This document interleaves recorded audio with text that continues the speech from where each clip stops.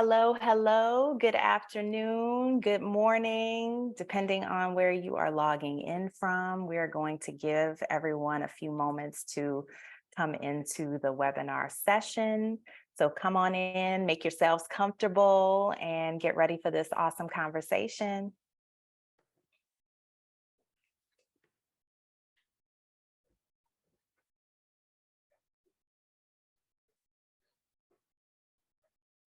We'll give about 2 minutes for everybody to get in. And while you're coming in, if you need ASL interpretation, there is an interpretation icon at the bottom of your screen, and you just need to click on that and click American Sign Language, and a separate box will pop up for you.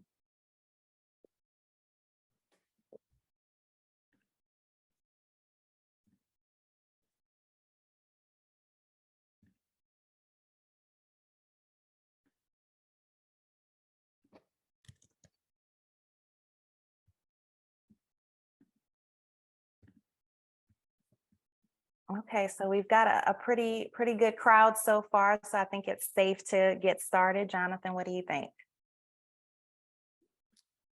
Yeah, let's do it.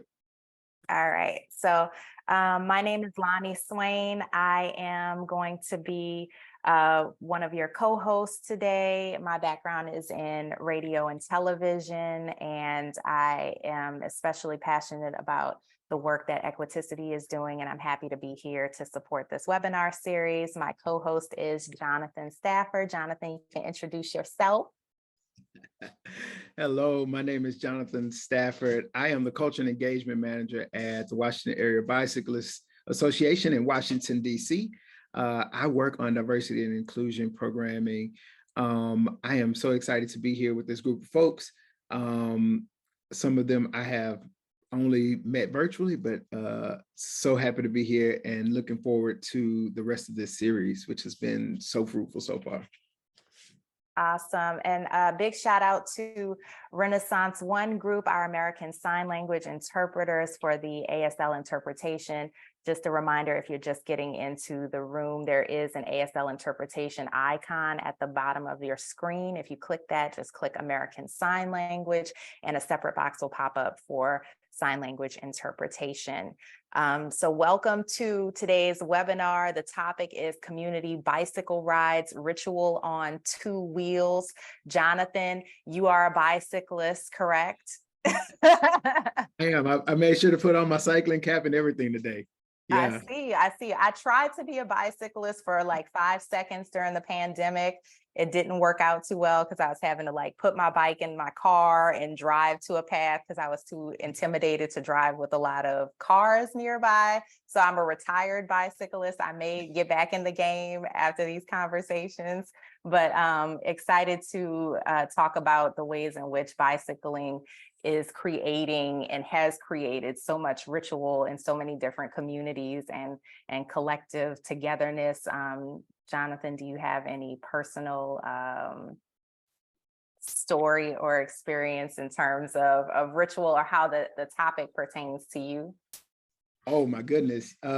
Yeah. So as far as rituals go, right? Like this has been very fruitful conversation for me because it has made me think about like the way I go about other rituals in a particular way.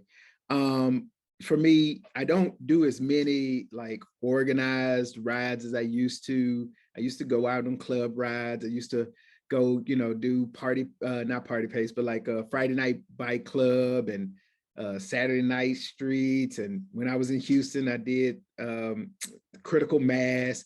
But now my rides are what I call summertime fun rides with like my group of friends, right? So nice.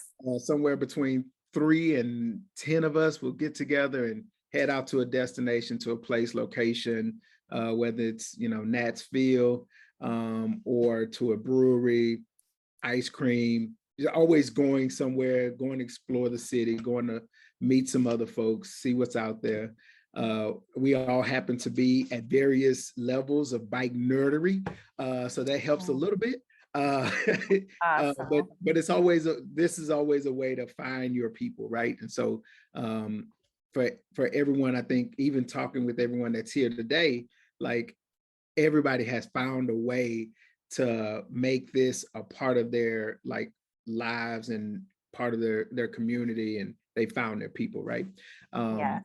Yeah, I could say so much about rituals and how it plays such a integral part of our lives, moving us from one step to the next, right? Until we find ourselves in a kind of a perpetual annual what is happening, what is happening, what is happening.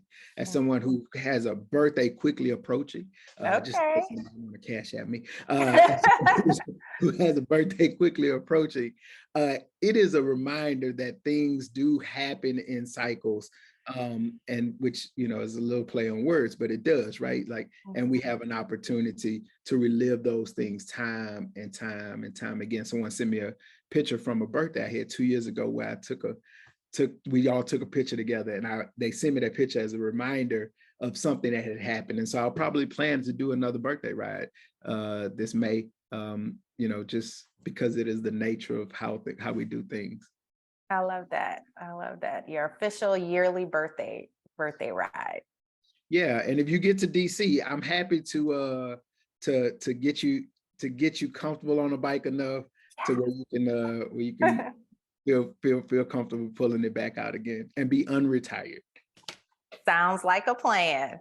Now, before we get into introducing our panelists, we have a few photos and videos to show you to kind of ease us into this conversation as well. So I'm going to share my screen.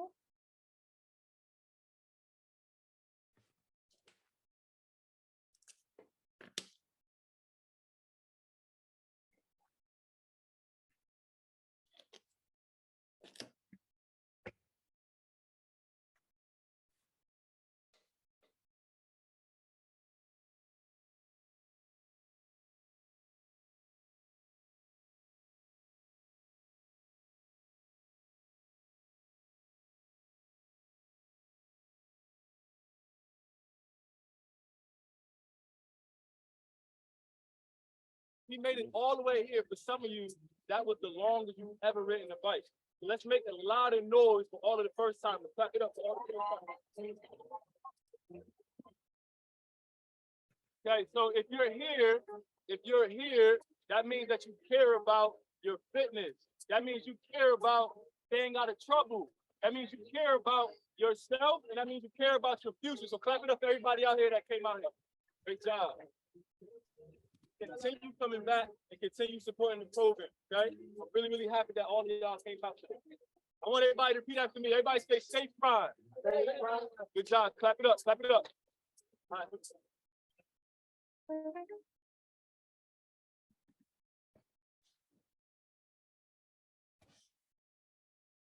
So I think it's only right that we start off with our panelist introductions with Alex Clark.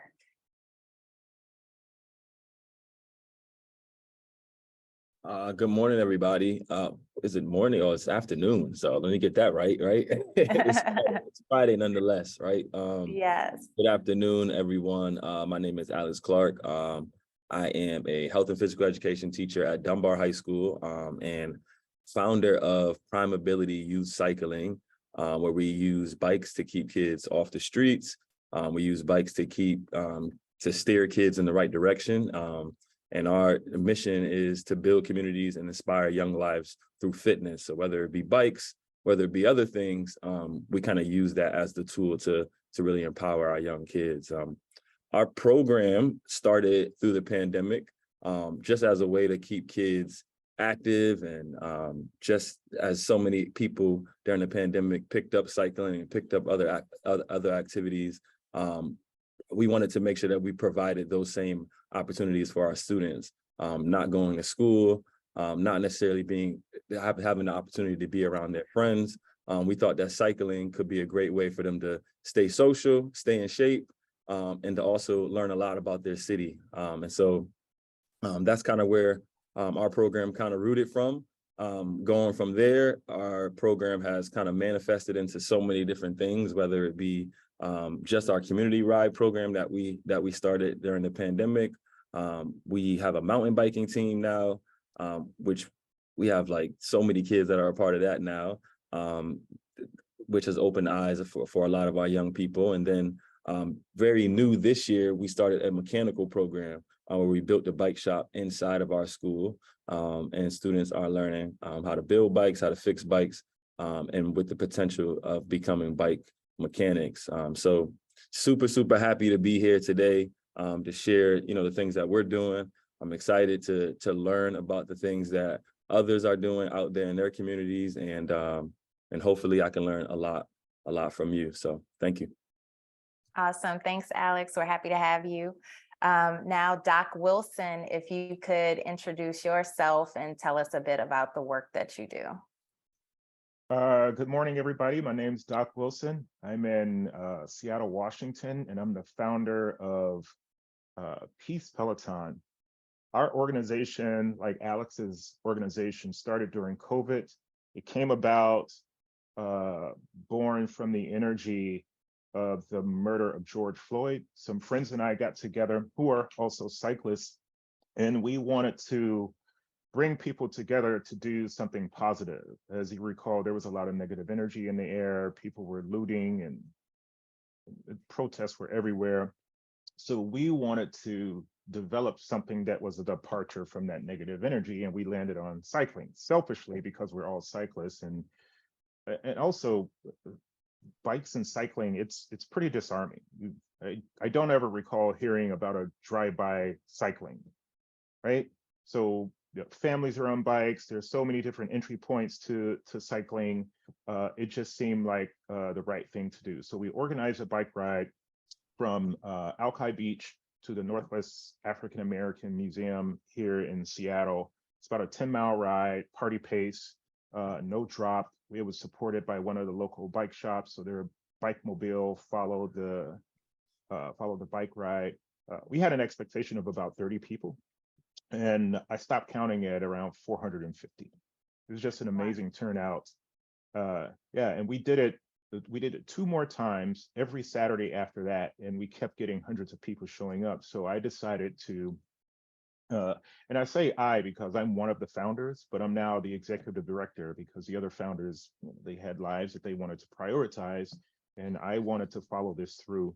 So I organized as a nonprofit with the Secretary of State, and we applied for 501c3 nonprofit status, a nonprofit IRS status, and got that and started fundraising in earnest. One of the things I wanted to focus on was making sure that whatever we do was going to be scalable and sustainable. Protests aren't. They're going to go away for 1 or 2 reasons. There may be others, but one is because when the cameras go away, the energy kind of fades and then the protest goes away. Or 2, you get what you want and there's no reason to protest anymore. One of the ways I wanted to make sure that we stayed focused, the organization stayed focused on sustainability and scalability, is to focus on one thing, and that one thing is economic development for Black people. And I want to be clear about this because I always get a lot of questions. It's not BIPOC people, it's not people of color, it's Black people, just period. Not to the exclusion of all others, but I want to do something, I want to do one thing, and I want to do that one thing well. And we've succeeded in doing that well through our programs, which are the bike ride. It's now called Fresh Air, and it's a national bike ride. It's usually a bike ride bookended with Black-owned businesses or a Black institution like a library or a museum. That program runs from May through November every year. The second program is our Columbia City Night Market. That's an every 3rd Saturday night market that started out with 7 vendors back in December of 2020 to today, where we have 75 vendors and food trucks. Somehow the state of Washington, in their infinite wisdom, decided it was a good idea to give us a liquor license. So we have a beer garden where we sell beer and wine, and we have live performances. That's a year-round program. Our third program was born out of the night market, where we invited 11 vendors to a local regional grocery store. They have 16 grocery stores, and out of that came our Business Accelerator program. So just really quickly, seven of the members of that cohort from back in May now have their products on 16 store shelves. And that was the whole point of this program. The program was so successful that PCC, the grocery store that sponsored us, has agreed to sponsor the program through 2025. So we're really super excited about that. And it's a good feeling to know that there are tangible outcomes that you can share with the community and your sponsors and your donors to say, this is what your money and support is doing. It's getting these businesses out into the public domain and in front of motivated consumers. We have another program that we launched last year. It's called Summit to Sound. I don't know how many of you are familiar with Seattle, but it's a 80-mile bike ride from the Snoqualmie Summit down to Alki Beach, which is at sea level. It's actually two programs. It's the bike ride, and then it's a festival at the end. All of these things coalesce to support the sustained and accelerated success of businesses with Black owners. So if you want to know more, I can share more in the Q&A section, but I'm grateful to be here. Thank you, Lonnie, and happy birthday, Brother Jonathan. Many more to you. And thank you all for allowing me to be here. Thank you, Doc. We're happy to have you. And next, our third panelist is Mauro Mesa. And he has a video that I will try to play in the background. It doesn't have any sound, so you can have a visual while he's speaking. Mauro, if you could introduce yourself and tell us about the work that you do. Hi, everybody. Yes, I'm here in Medellin, Colombia, South America, working for promote the bicycle as a transport. We start 13 years ago in 2010, riding bikes as a critical mass, a kind of critical mass. Each 15 days, 50 Wednesday, each 2 weeks. Yeah, and then we start to ride on every Wednesday night at 8 p.m. So we ride because we want to enjoy the city, the night, the free, and the friends that come with us. Yeah, this is a kind of critical mass because we rode every 8 days on Wednesday night. So, and we share our route. We make a route. We have a team of volunteers that make possible that all these people ride at night. So we start to planning to do things to promote the bicycle. And then 1 year after we start, the public system of bicycles start too in Medellin, and that promotes a lot of to ride bikes here, but it's very difficult because there's a lot of cars, motorbikes, a lot of motorbikes here, and they still selling. They wrote and planned laws against cars and motorbikes, but they don't do nothing because the economic, yeah. So we're still doing this. We teach how to drive. We have a school to teach how people can ride bikes in the city, and work with a lot of people.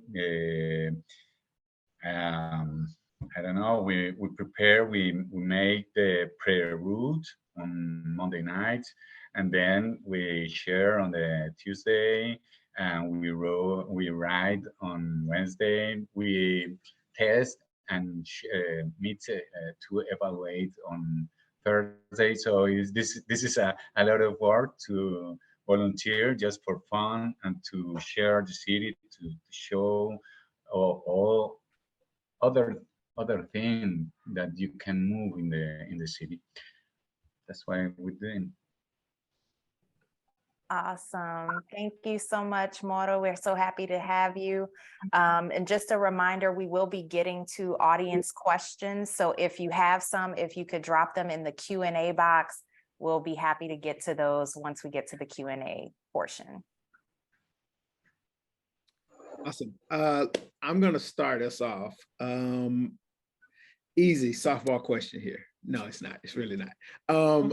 So I listening to you all talk about the work that you do and your organizations, and I'm just amazed by like where you are right now. But where you are right now does not tell people like how you got started and how you became like who you like. How did you become not Doc Wilson or Alex Clark or Mauro Mesa, but how did the organization that you've put your hands on, how did it get to where it is, right? So question is how did the organization that you're representing today, how did that get started and become what it is today? And I think, Doc, you spoke a little bit to that, but you know, we kind of got like a laser, because I know it wasn't that easy.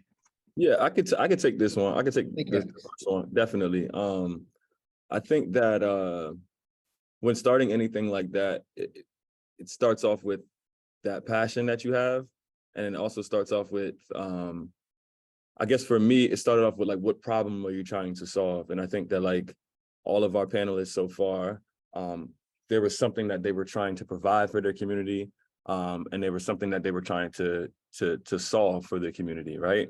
For me, related to Doc, you know, I was losing kids at a highly rapid rate during the pandemic. You know, not only, of course, like childhood youth obesity skyrocketed because you got more kids that are on video games and more kids that are just snacking, and metabolism starts to drop at that young age. And so, but, you know, gun violence is a huge issue in DC, and especially amongst our young people, not necessarily folks our age or older folks, but especially within our young people. And for some reason, I don't know why it is, but it seems to be like the way that a lot of our young people are solving their problems right now is going towards that. And so we wanted to provide, I saw that as a problem, and we really wanted to provide them opportunities to get away from that. Not just individuals that might find themselves participating in that activity, but also that might get caught up in the crossfire of that activity. And so ever since I've started teaching, I've been teaching in DC about 9 years now. I think I've lost around 13, 14 students to gun violence. And, you know, these are students that you talk to every day. You say good morning to, that you dap up, right? You shake their hand, you give them hugs.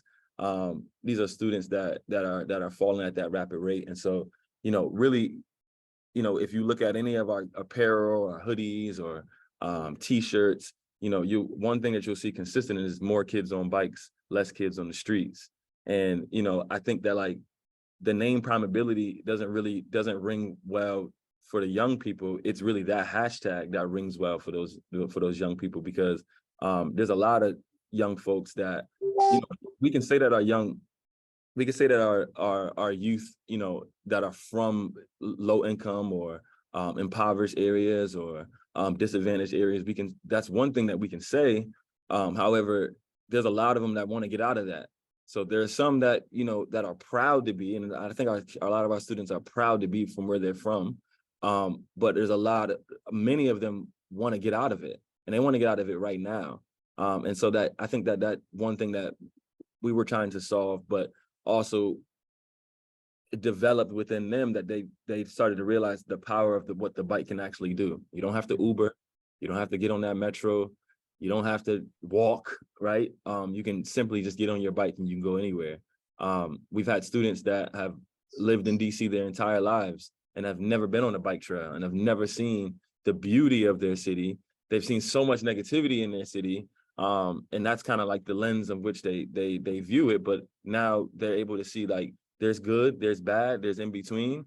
And they have a little bit of a better perspective on the world and their place in it. And so so in developing a program, it's one thing to just say like, okay, let's get a bunch of kids to get on a bike and work out and ride the bike. But what's really the draw? What's really like the purpose of it, and what's going to keep them coming back? And I think that like it serves as a safe haven for our young people to keep coming back and keep being involved. Love it, man. As a also DC region, I know how true it is. If you just get out on the trail for like 5 minutes, you can get far enough away from stuff that looks like a city that you don't even recognize that you still like in DC. Yeah. Anybody else? Well, I want to hear from both of you actually. Like, what was the inception of this, and how did you become where you are right now? Because I think that's a question that we got last week when we were talking, last week's discussion, and people were like, how did you just get started and like get it going? For me, I'll share. For me, there's a lot. There's a lot that went into it. There was no magic wand. There was no snap of the finger. I think the first thing is, earlier when I introduced myself, I talked about how protests go away unless you really, unless you're really intentional about it. Somebody needs to take the lead and keep the fire hot. And then you need to be able to convince other people to come and help keep the fire hot, like empower your volunteers to believe in this thing. And the example I gave about the Business Accelerator program, people want to see outcomes. Nobody's going to keep giving to your cause or supporting your cause if you don't have any direction, you have no outcomes, you just keep showing up and riding bikes, and that's in going to beer gardens or whatever. And those things are fine. But I really want to be intentional about introducing other people into the pipeline of entrepreneurship, introducing people to the outdoors. I'll share a little bit about the outdoors too. One of the things growing up, I grew up in Gary, Indiana, and whenever I would watch TV, the Brady Bunch or whatever, I would see these people who don't look like me, white people, and on the commercials and these programs, and they were always talking about going outdoors, and you see these outdoor commercials where all these people outdoors don't look like me, and they're doing this stuff that we don't know anything about, and it looks really expensive. So we didn't think that was for us. But if you just shift the language a little bit, it now becomes this welcoming environment. If you shift the language from outdoors to outside, now you may feel like, okay, I heard my mom and them saying something about go outside, so that's all we need, right? And once you cross the threshold of your home, you are now outside. You didn't have to spend any money. All you needed was the energy to propel your body out the door. And now that you're outside, you can do whatever you want. So making the outdoors accessible and welcoming to everybody, that's what we do. I've had to pull people aside on some of our bike rides because of the language that they was using. Like, just look at this person, they get this cheap bike. I'm like, you're either going to be kind and thoughtful, or you're going to go home. And then just keep consistently doing what you're doing. It's going to be tiresome. It's Alex and Mauro, I imagine you feel this way sometimes as the leader of an organization. It's lonely. I sit in my office sometimes with my hands on my face and rubbing my face like, man, can I do this one more week? This is really hard.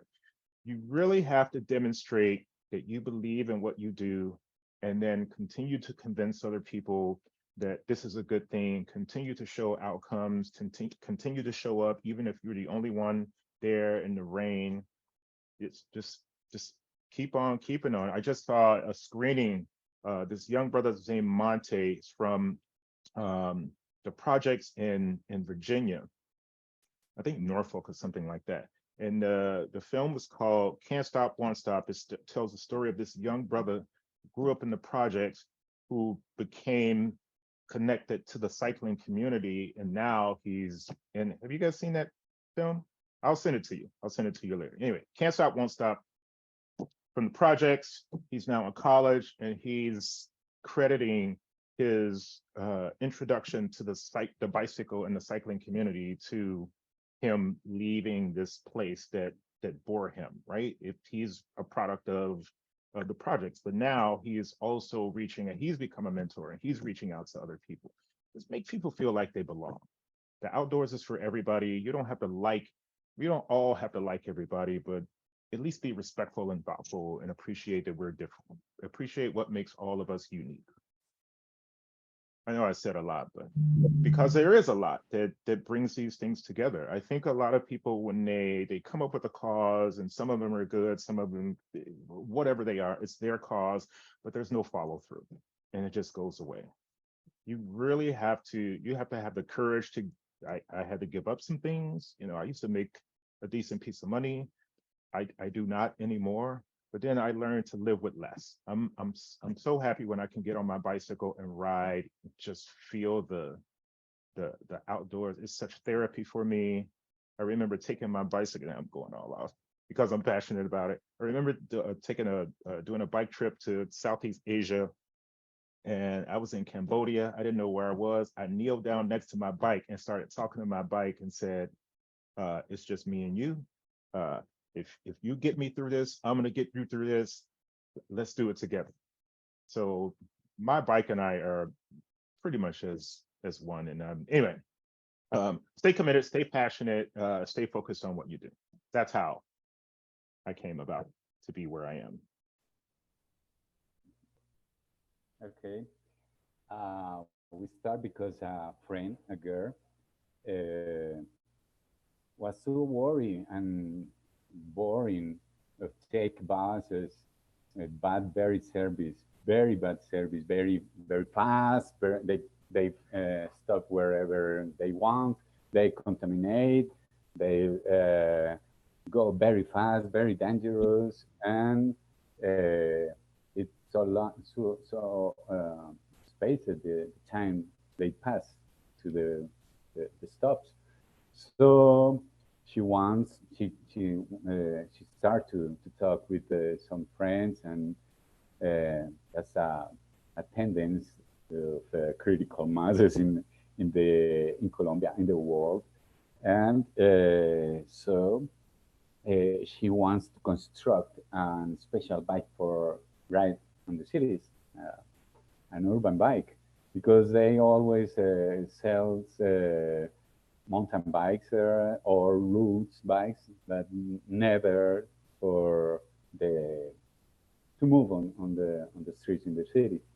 So she talks with friends and make the first time a ride, and that was 30 years. We rode the last 556. 67, right? But that we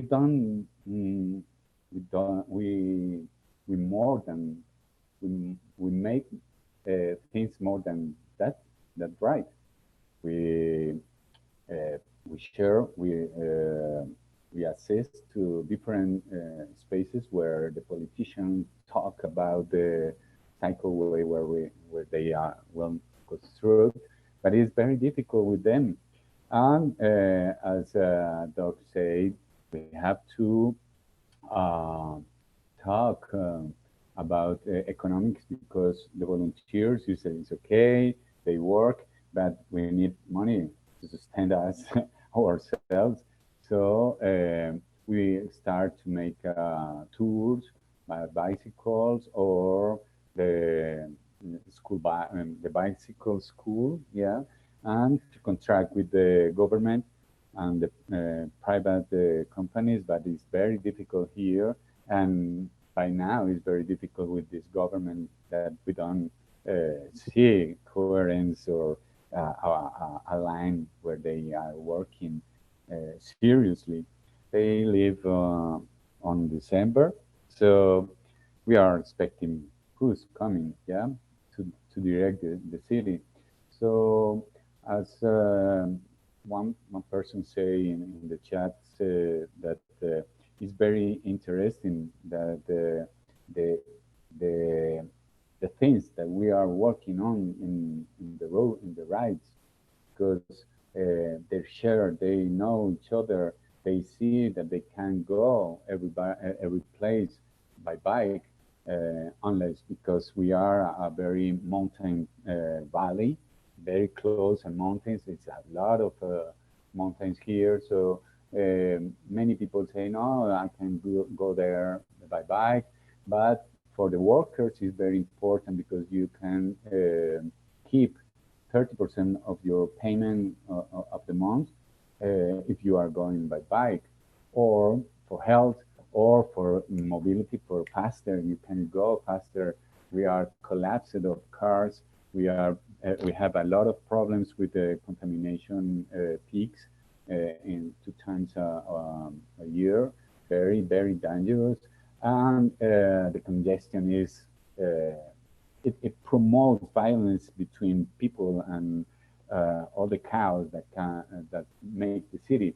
But if you go by bike, for surely you go with a smile in your face, going to work, where maybe I hope you go, you enjoy your work.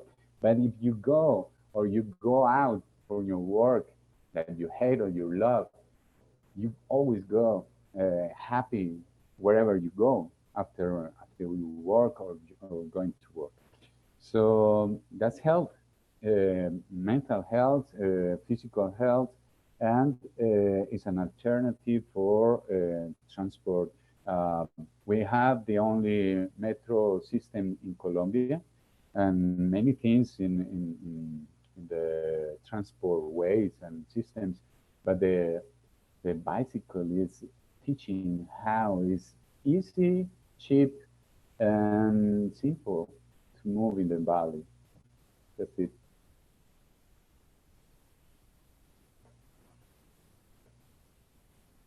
Awesome. Thank you so much, Mauro. And also, just by the way, Carlos is checking in. He says he's part of the cyclists that ride every Wednesday in Medellin with the SiCLas group. And he says it's been a great opportunity for a lot of people to have the chance to know a bunch of my city places that I don't know about with such an organized group such as SiCLas. So thanks, Carlos, for adding that. And we all kind of touched on it a bit, but if you could share some of the impact that you've seen from your work have on the community that you serve. I know when we had some of our prep calls, there were very specific stories that have come out of the work that you do. So whoever wants to jump in first and just see where, you know, we talk about how you got started in the blood, sweat, and tears that goes into putting this all together, and maybe some of the ways in which it's been so rewarding and how you see that the work is not for naught and the impact that it's having, not just in your own life, but in the lives of others. I won't be too long-winded with this one, but I guess I can to piggyback again off of Doc. He talked about like outside being accessible to everyone.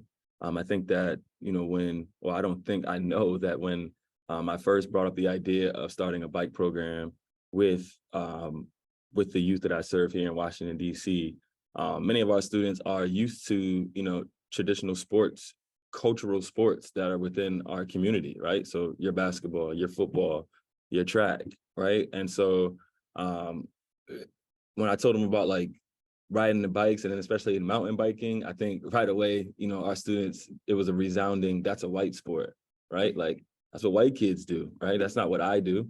And so it was interesting to see how like that perspective has changed now. Now we have over 20 kids on our team, you know, a ton of kids that are part of the program in so many other ways, but you know, 10 of those kids are riding their bike to school every day, And so I joke with them all the time. I say, I thought the sport wasn't for you. I thought it wasn't for you. And then 2 years later, now it's something that you're consistently doing, and you're consistently staying active with. And so just like that, again, going back to that identity piece, right? Going back to like how students kind of identify themselves within the world and within just their city in general. I think that it's starting to turn that leaf onto what like the capabilities and the possibilities that there can be for them. Love that. Thank you. Anyone else? Doc? Yeah, I talked a lot about being passionate about what you do and being consistent and intentional and being able to encourage or convince other people to also, get close to the fire and be passionate about it. Convincing, these programs cost money. I'm sure Alex knows Alex and Mauro know they can't do this without money. So convincing people to part with their dollars to support your cause is a very difficult thing to do. But we've been able to do that with our Fresh Air program. With our first year, we went to 2 cities outside of Seattle. Last year, we went to 4. And this year, we're going to 6 cities outside of Seattle. I want to franchise this vibe, right? I want anyone who will invite us or welcome us into their city. We want to bring this to everybody so that we can impart this infectious attitude about cycling, and through cycling you can do more, right? You can cycle to the grocery store, you can leave your car, you can save money. There are health benefits to cycling. How many times do you see people driving down the street in their cars in groups of 100 talking to each other? But you can do that on a bike, right? So I want to make sure that this is put out to the people and allow them to decide, allow them the opportunity to say no if they don't want the bikes. So is that helpful? All right, fantastic. Mauro, anything that you'd like to add? I don't know, Cecily, si entendí bien la pregunta. ¿Cómo fue? I can translate. Yeah, I can translate with you, Mauro. I can try really hard. No, pero la pregunta que ¿qué es la pregunta? ¿Qué fue como, es que más o menos dijiste a nosotros cómo empezó su movimiento, más o menos, cómo crezco y todo eso, como la historia y el impacto. Okay. So no, the impact is very, very big because it's a social civil that make this, that organize this. We don't have any company with government, so it's very strange to see 500 people through the night of the Medellin neighborhood or the valley too, but it's the thing that we share inside. When you write a critical mass and there's a protection, a thing that you can share between us, and when we stop, because in the middle of the ride we stop in a special place, or in every park we study where we can stop, and we share with the neighborhood, the people where they are, where they live. So it's very interesting, and they make groups. They make groups that start to come for the place where it starts, and then to back home. So the relations, the businesses that they make here in the group, and the relationship, they get married in this ritual. When we start the ride, we call ea ea pedalea. It's like a sign that we sing, and that is the energy that feels when we ride, and the impact that, because we can stay in a light, crossing a street, maybe 4 or 5 minutes, and it's questioning the people that are sitting in the cars, seeing what happened here. Nobody control these crazy people. So now they invite them to ride with us, and many people leave their cars or their motorbikes to ride with us. But that's the relations. One special thing is that people that doesn't know how to drive, and we teach how to drive the rides or the bike, and the feeling that they experiment, that the freedom of the independence you can ride in the city, and it's very important for us, for the people that go with us. I think it's for all the actors in the streets at night. It's the impact is very important. The people who's riding the bikes and who's seeing what happened, because it's a manifestation. It's una huelga. It's a strike. It's a protest, but it's a parade, and a scene, lively, where you can be happy, feel good, and with your friends, with the power we are feeling, and to know and to show that we need respect, we need education, we need investment, because we are a lot of people that ride bikes in the city.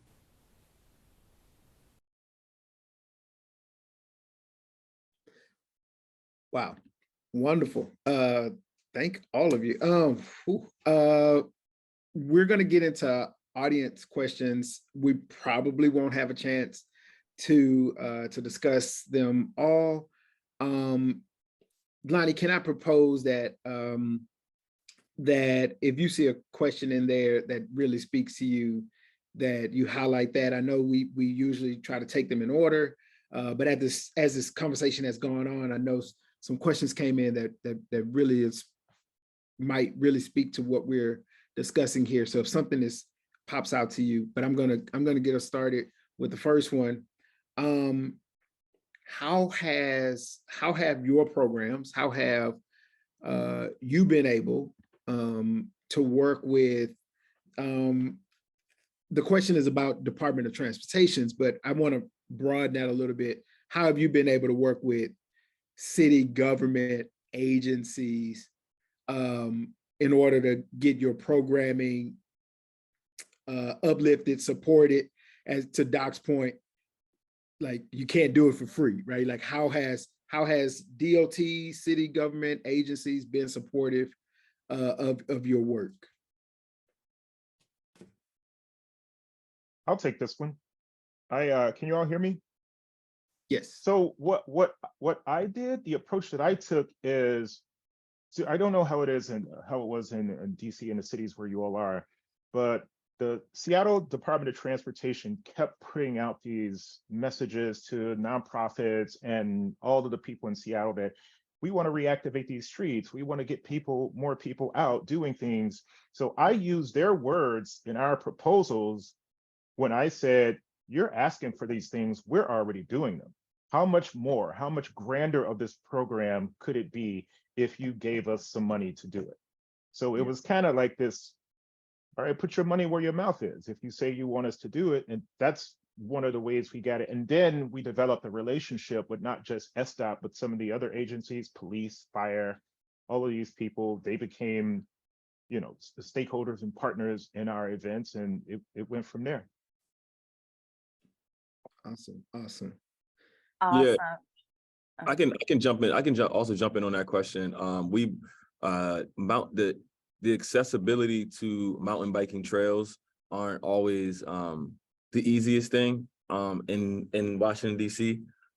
So having a youth mountain biking team we train in a very urban way. So we use bike lanes and road bike trails. And a lot of times, you know, when they get to the meets, a lot of times it's like their second or third time, like even being on dirt trails. And so we've brought that to attention to a lot of folks that that work within the park services and things like that. And we actually have been working with an organization called More that has not only helped prepare some of the trails that have kind of been run down within DC, some of the dirt trails, but also have taught our kids how to build trails and how to upkeep the trails so that, you know, moving forward into the future, you know, our young people don't just know how to ride bikes or know the power of the bikes, but also know how to upkeep and keep things the right way to keep the movement going. Awesome. It's very difficult to see when you see the politician comes to a new government and they planning some things and they say things and time pass and you see you go back and hey, what happened with your plans? Oh, no, we are very worried. We are very busy doing for now was the pandemic and then was the streak, the streaks in Colombia and the problems after pandemia and then the violence. And you put a lot of excuses but we know that they are corrupted politicians by now because they don't know how to drive the city according with their promises. So we're still writing, and as Doug say, okay, we're doing. We show you how to do the things. So we are doing things that how if you put some money here, but they don't want. They are very busy. They maybe they make things as we do, but from the officiality, but they don't have a cause. They just want to complete the plans or try to complete the plans, but they don't feel. We feel it. We experiment the streets, the problems in the streets. We talk with the people, but not the people with the bikes, luxury bikes. That there's a lot of mode fashion people that ride very expensive bikes. No, we are working for the gardening, for the seller, for the worker, for the everybody, and for the students too, because it's a lot of money and it's very cheap, easy, and everything. But we talk with that governments that they plan a lot of things, but we have to say, hey, you don't do it, or you're doing good, or you're doing bad, but just doing, and they don't do it. So we're still doing and work on it. Although they don't. Thanks, Mauro. So we won't be able to get to all of the questions, but we can try to squeeze in one last one if we can keep our answers really short, or maybe if one person answers for the group. But as a project manager that designs and constructs bike lanes, what is one safety precaution that you believe bike lanes need? Anyone want to take that one?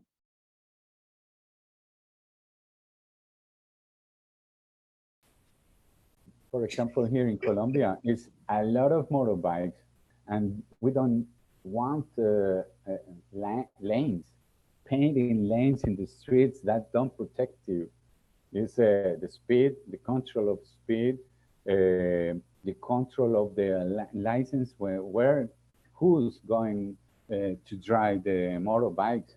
They are prepared, they are in a condition to drive, and the speed is the key, yeah?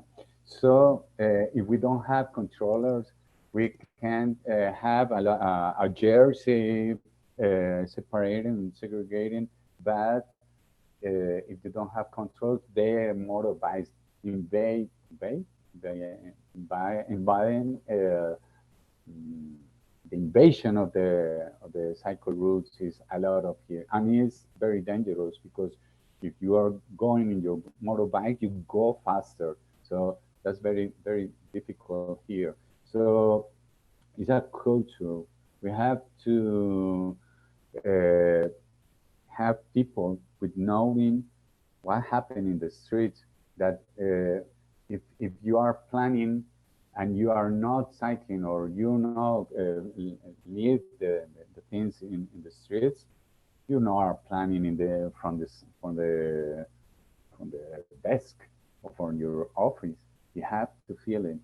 So we can share our eyes, our opinions to them, but if they don't want to hear us, we call it and we say it with the journalists or with the students, or each Wednesday night on the road.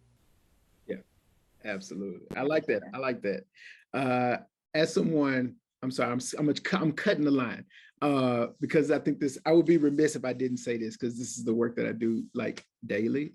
Yes, correct. Mauro, like green paint on the road is not protected, right? Like a protected bike lane is a protected bike lane is a protected bike lane.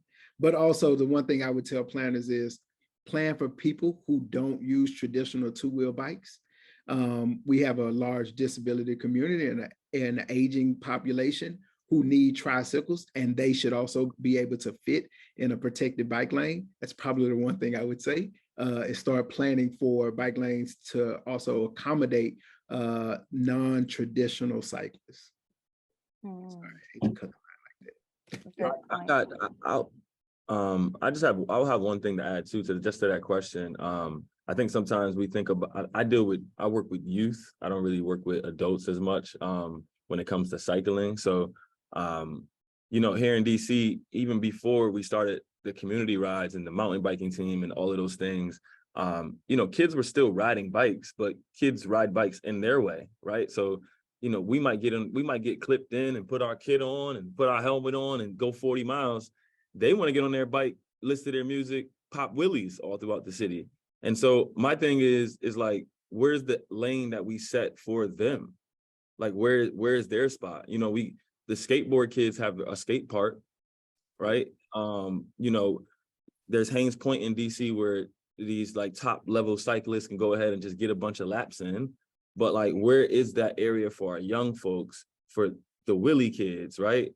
Those are the kids riding the bikes. Those kids 14 to 17, the wheelie kids, they're riding the bikes. There's not a lot of 14 and 17-year-old city kids that are just like getting on road bikes and putting in miles, right? And so I think that's something that we can think about, because I know a lot of people definitely complain about, like, you know, young kids being on bikes, not having helmets on, swerving in and out of lanes and almost hitting cars, or it may seem as if they're almost hitting the car. You know, we got to create a space for that and create a space for them to use their skill in a more constructive way. Thank you. And thank you for everybody joining us today. We got to wrap up.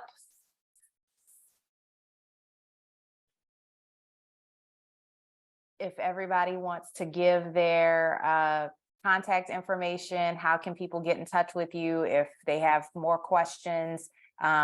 Social media, website, email, how do they reach you? Doc, Alex, Mauro. Tell the people how to find you. I just dropped it in the chat. Perfect. Doc's information is in the chat. Awesome.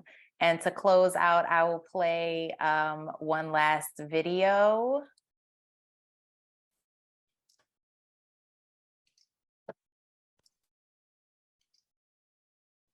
I'm Doc Wilson, Executive Director and founder of Peace Peloton. I lived in Baltimore, and I was looking for community. I didn't know anyone there, where I found this mountain bike group. They seemed like real cool people. I went out and bought a mountain bike, and I started riding with them. I had never ridden a mountain bike before. And the more I did it, the better I got at it. And I started to fall in love with the tactical experience of being on a single track and dodging trees and jumping stumps, and the community. Peace Peloton, at our core, we're an economic development organization. So we advance accelerated success for founders and small businesses with Black owners. I wanted to do something that I enjoyed, which is cycling, and I also wanted to do something to cultivate communities that were financially and socially healthy.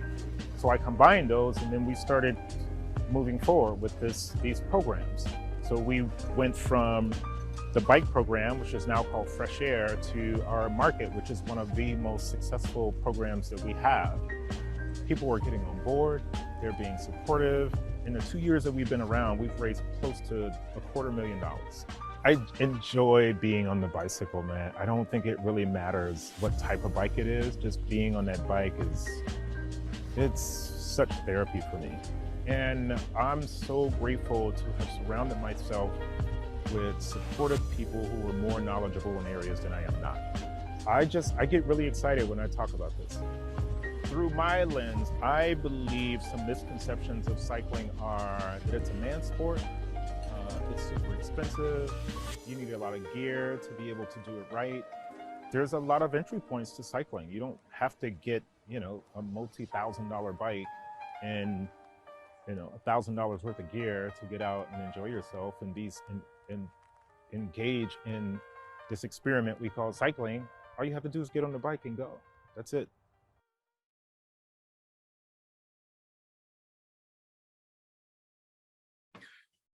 Thank you. Go ahead, Lonnie. No, you go ahead. I was just going to thank the people for showing up today, for coming and hanging out with us. Thank you so much to our guest panelists who have given so much of their time and effort, both in their communities, but also to us here today. We thank you so much for the work that you're doing. Alex, you down the street. I'm going to see you on the road somewhere, I know. Not on a mountain biking trail, but I will see you out there. Thank y'all so much for lending your voices to this conversation. Please join us on next Friday as we continue this conversation. Last week, we talked about the origins of community mobility rituals. This week, we've talked about group riding and bicycling. Next week, we're talking about walking in our neighborhoods. And then, Alex, this is just for you and everybody, 14 to 17, we got a bunch of folks coming in the 4th week of May talking about the urban bike life, also AKA the ride out, AKA Willie life, and anything else that it might be known of. Bike life, that's what it is. So look forward to seeing you all in the coming weeks. Thank you so much. Reach out to all of our panelists and connect with them, and we'll see y'all again.